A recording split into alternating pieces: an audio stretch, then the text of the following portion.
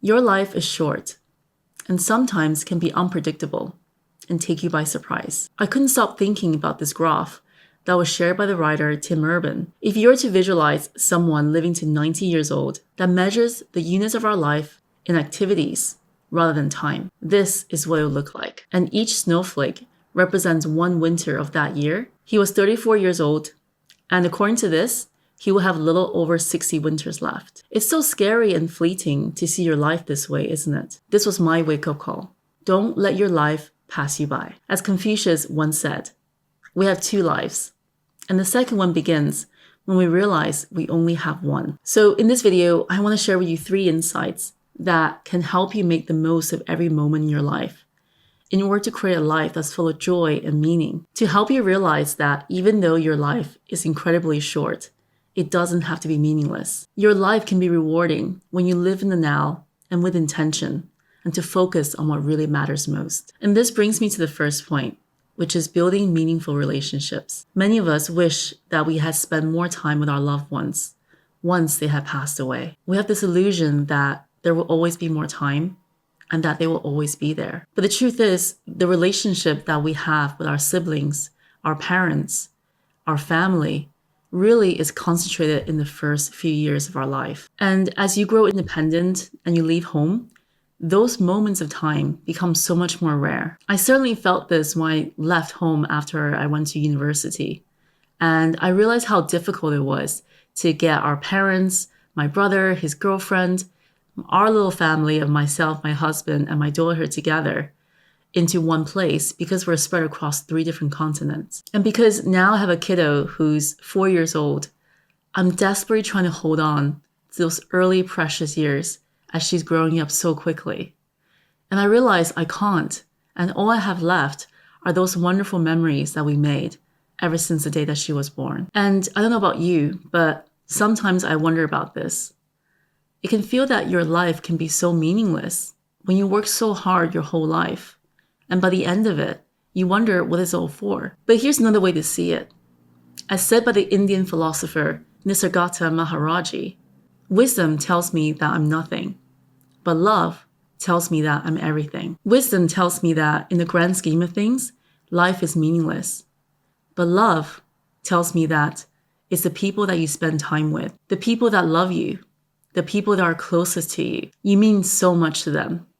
And to them, you are their world. So what can you do to make the most of the time that's left to spend it with your loved ones? And Tim shared this in that blog post that he shared alongside with the graphic, is that number 1, proximity matters. Living near your closest and your dearest really maximize your time together. And this is one of the biggest goals I have in my life right now, is that I want to spend more time around my aging parents, which can be often hard when you have an international-based family with friends and family spread across different continents. But I'm trying the best I can. And number 2 is prioritize ruthlessly to focus on those that matter the most to you in your life right now. Think about this. Who truly matters in your life right now? Make time for them. Mark it and block it in your calendar for them before that calendar gets filled up with other things that makes you too busy to go see them. And not sometime in the future, because the future just becomes forever. And lastly is that quality matters so much more than the quantity of time spent together. When you're spending time with your loved ones, be truly present. Think about how much your future self would give to come back to this moment right now. I think about this a lot when my daughter is tugging at my sleeve and asking me, "Mommy, please come play with me." And even though I'm really busy in the middle of something, I always drop what I'm doing and I go spend that time with her. Because I know that the future Laurie would give anything in the world to come back to this very moment, to experience that moment again with her. And to me, life and time is a precious resource. Let's invest it in what matters the most to us in our lifetime. And this brings me to the next point, which is, what does a life well lived mean for you? And for some of you, success and having a life well lived might mean that you're making more money, that you have bigger houses, or maybe you're having nicer cars. And for some of you, it may mean that you're living a life of impact, or perhaps having a life full of joy, meaning, and purpose. But there's no right or wrong answer here. Is that we all have different definitions of success, and what a life well lived means for us. For me, what I value the most in my life is health and freedom. The ability to stay healthy so I can enjoy the memories I'm making with my family and friends. And the freedom to do what I want, when I want, with who I want, for as long as I want, is priceless. And this to borrow that quote from one of my favorite books of all time, Psychology and Money by Morgan Housel. The key to remember is that whatever your definition of a life well lived is, no one's going to live it on your behalf. Life is too short to do things that you don't like, to try to be someone else, to look for validation from others, to complain about things that's outside your control, to spend it with people that bring you down, to compare with other people and their own journeys, and to spend it in your comfort zone, and to postpone what you could have been. One of my favorite questions when I reflected on this was when I watched the Stanford commencement speech by Steve Jobs. For the past 33 years, I've looked in the mirror every morning and asked myself, if today were the last day of my life, would I want to do what I am about to do today?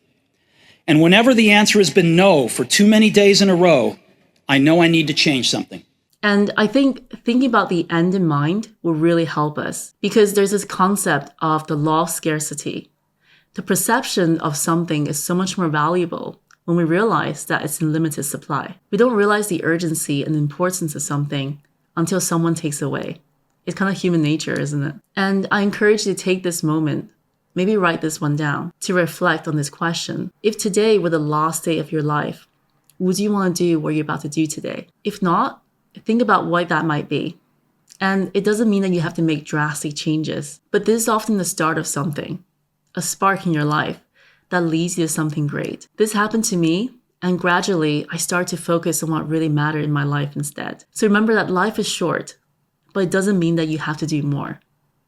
It's about cutting out the things that don't matter to you and to focus on doing the things that matters the most. And this brings me to the third point, which is embracing a lifelong journey of learning. I've now come to realize that having true fulfillment in my life comes from leveraging my own unique abilities and perspectives to create a real impact. And you have the unique qualities that you'll be able to use to make a real impact in this world too. As humans, our natural ability of creativity and reason really separates us from the rest of the other species. We have the ability to invent and create in this modern world with more tools than ever possible before. When I get the freedom to tap into my creativity and reason, I feel that I have a sense of purpose that lights me up every single morning when I wake up to do what I'm meant to do. I feel that there's so many ways to contribute in this world and for me to grow as an individual every single day. Being able to share what I know and what I'm learning along the way helped me to find that meaning and purpose in doing what I'm doing right now.